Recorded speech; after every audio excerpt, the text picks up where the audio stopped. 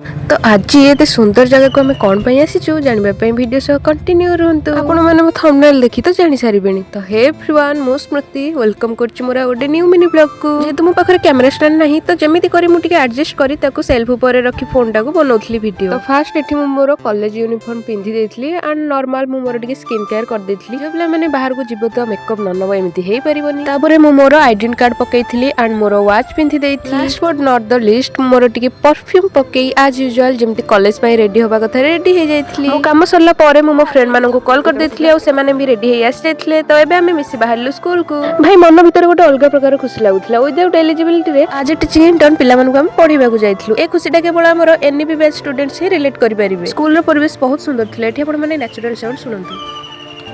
School रे boundary भीतर गोटे पद्म पोखरी थिला जोटा कि स्कूल रो सौंदर्य को आहुरी बढ़ाई दउथिला। आ एठी केते बत्तक आपण माने देखि पारुथिबे। जहा लाइफ रे गोटे टीचिंग एक्सपीरियंस मिलला। हमर सरला को हम बाहर देखु तो एठी वर्षा स्टार्ट हे जाइथिला। वर्षा रे ओदे हे हम घर को आसिलु।